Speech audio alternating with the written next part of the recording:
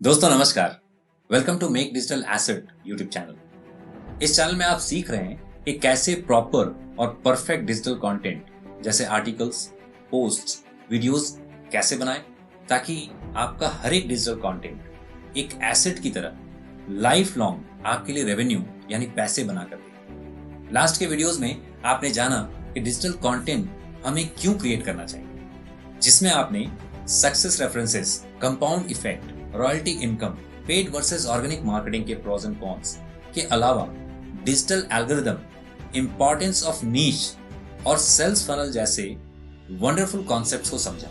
अगर आप पहली दफा इस चैनल पे आए हैं और उन पिछले महत्वपूर्ण वीडियोस को नहीं देखा तो सारे लेसन्स की लिंक आपको डिस्क्रिप्शन में मिल जाएगी। इस वीडियो को देखने के बाद एक एक कर आप उन्हें भी जरूर देखें। वैसे आज के इस वीडियो में हम डिजिटल इकोसिस्टम के बारे में जानेंगे। दोस्तों, डिजिटल कंटेंट या एसेट्स बनाने के बाद उन्हें दुनिया के सामने पेश करने के लिए कौन कौन से प्लेटफॉर्म्स का उपयोग कर सकते हैं, जिनके माध्यम से हम दुनिया भर में मौजूद अपने क्लाइंट्स, कस्टमर्स या फिर कंज्यूमर्स तक अपने आइडियाज, प्रोडक्ट, स्किल्स, नॉलेजेस या सर्विसेज को अपने घर पे बैठे बैठे पहुंचा सके और उनके साथ कनेक्ट कर सके। वैसे तो हमारे पास कई सारे ऑप्शंस हैं जहां हम अपने डिजिटल एसेट पोस्ट या अपलोड कर सकते हैं। जैसे गूगल के मेनली दो प्लेटफॉर्म्स जिसमें खुद गूगल और यूट्यूब का इस्तेमाल कर सकते हैं। ठीक वैसे ही मेटा, जिसे हम फेसबुक के नाम से जानते हैं, जिसमें फिर से खुद फेसबुक के अलावा इंस्टाग्राम और अभी अभी व्हाट्सएप चैनल्स, जो कि रिसेंटली मेटा ने इंट्रोड्यूस किया है, इनका भी उपयोग कर सकते हैं। इसके अलावा लिंक्डइन और कोरा भी एक बेहतर प्लेटफॉर्म है और बेहतर ऑप्शन भी। इनमें से किसी भी एक का इस्तेमाल करके आप अपना एक ऑडियंस बेस बना सकते हैं और अपने आइडियाज, प्रोडक्ट्स, स्किल्स, नॉलेजेस या सर्विसेज को पेड या ऑर्गेनिक तरीके से प्रमोट कर सकते हैं। लेकिन एक डिजिटल इकोसिस्टम और अपनी बेहतर ब्रांडिंग क्रिएट करने के लिए आपको इन सभी प्लेटफॉर्म्स का उपयोग करना होगा ताकि आप अपने ऑडियंस को मजबूती से अपनी ऑथेंटिसिटी का एहसास करा सकें और उन्हें अपने साथ जुड़ने और अपने आइडियाज, प्रोडक्ट्स, स्किल्स, नॉलेजेस या सर्विसेज को कंज्यूम करने के लिए आसानी से मोटिवेट कर सकें। क्योंकि जब कभी एक व्यक्ति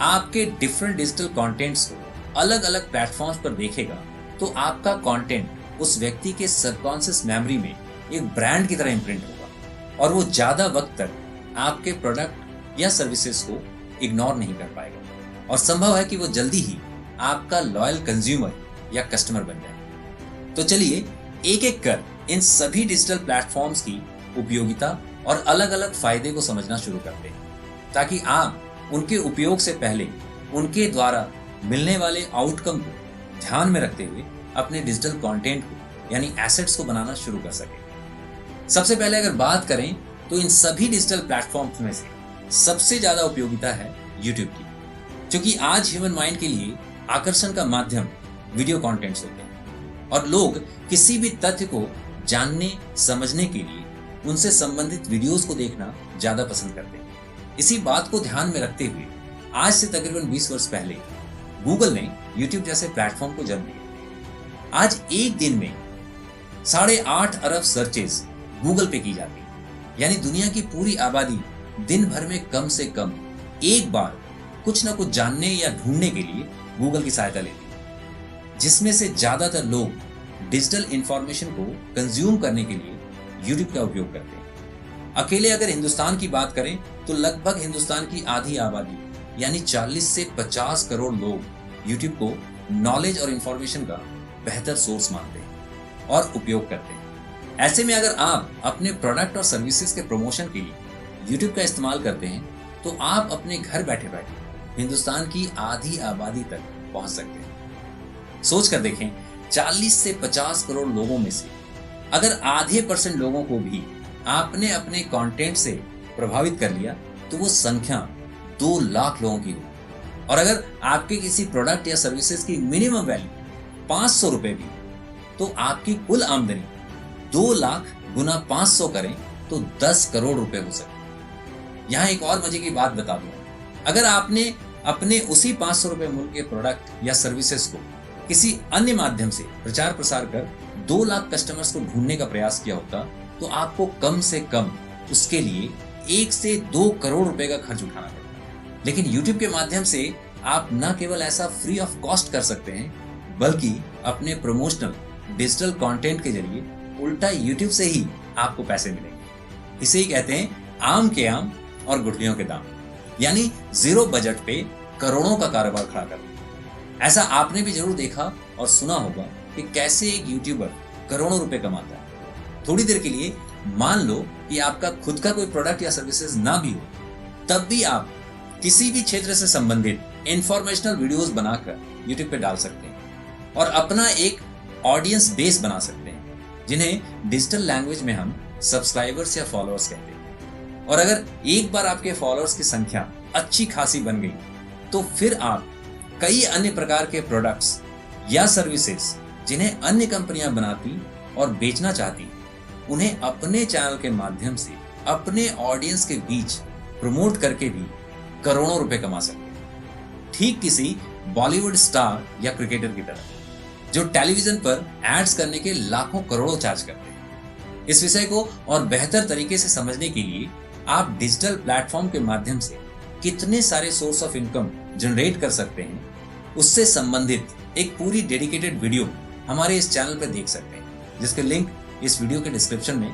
आपको मिल जाएंगे। दोस्तों, YouTube में आप 1 मिनट के शॉर्ट्स वीडियो से लेकर कितनी भी लंबी वीडियोस डाल सकते हैं। इसके अलावा Facebook का भी उपयोग आप YouTube की तरह ही कर सकते हैं, जहां आप वीडियोस, आर्टिकल्स के साथ साथ इमेजेस भी पोस्ट कर सकते हैं। और YouTube की तरह भारत में Facebook का इस्तेमाल करने वाले लगभग 36 करोड़ लोगों तक अपने प्रोडक्ट या सर्विसेज को पहुंचा सकते हैं। ऐसा ही कुछ आप 35 करोड़ लोगों द्वारा इस्तेमाल की जाने वाली डिजिटल प्लेटफॉर्म इंस्टाग्राम को भी इस्तेमाल कर सकते हैं। लेकिन इंस्टाग्राम की एक लिमिट है, जिसमें आप केवल 1 मिनट से छोटे वीडियोस रील्स के फॉर्म में डाल सकते हैं, जिन्हें यूट्यूब और फेसबुक पर हम शॉर्ट्स के नाम से जानते हैं। और ऐसे में इसका फायदा यह है कि आप यूट्यूब पे और फेसबुक पे डाली गई शॉर्ट्स को इंस्टाग्राम रील्स के रूप में यूज कर सकते हैं।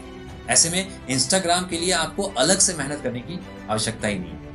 दोस्तों, यहाँ पे मैं आपको बताता चलूं कि अगर आप B2B बिजनेस या कॉर्पोरेट फील्ड से जुड़े सर्विसेज प्रोवाइड करते हैं, तो आप लिंक्डइन का भी इस्तेमाल कर सकते हैं, जिसकी डिटेलिंग पे हम आगे आने वाले लिंक्डइन पे डेडिकेटेड वीडियो में बात करेंगे। इसके अलावा डिजिटल कंटेंट्स सर्चेस के मामले में लोग गूगल सर्च इंजन का भी उपयोग करते हैं, जहां आप अपने आइडियाज, प्रोडक्ट्स, स्किल्स, नॉलेजेस या सर्विसेज को आर्टिकल यानी ब्लॉग्स के माध्यम से भी अपने कस्टमर्स और कंज्यूमर्स तक पहुंचा सकते हैं। ऐसे ही क्वोरा भी एक डिजिटल प्लेटफॉर्म है, जहां लोग अपने अलग अलग सवालों के जवाब ढूंढते हैं। आप क्वोरा का भी उपयोग लाखों कस्टमर्स और कंज्यूमर तक पहुंचने के लिए कर सकते हैं। दोस्तों, इन अलग अलग प्लेटफॉर्म्स का प्रॉपर उपयोग करके आप एक डिजिटल इकोसिस्टम बना सकते हैं और अपने डिफरेंट डिजिटल कंटेंट्स के माध्यम से अपने लिए लार्जर ऑडियंस बेस और लॉयल कंज्यूमर्स को आकर्षित कर सकते हैं और जबरदस्त सफलता हासिल कर सकते हैं।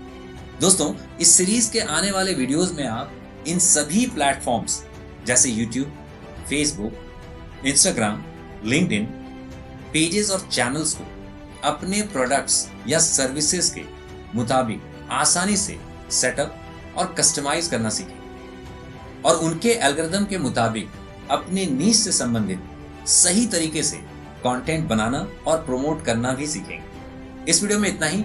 नेक्स्ट वीडियो में मेरे टीम के one of the great technical expert Akash आपको एक एक कर सभी प्लेटफॉर्म्स सेटअप और कस्टमाइज करना सिखाएंगे। इस वीडियो का कंटेंट अगर आपको पसंद आया हो तो इसे लाइक जरूर करें और डिजिटल एसेट क्रिएशन से जुड़े महत्वपूर्ण जानकारियों के लिए इस चैनल को अभी सब्सक्राइब कर लें। अगले वीडियो तक के लिए आपसे विदा लेता हूं। बहुत बहुत थैंक यू सो मच।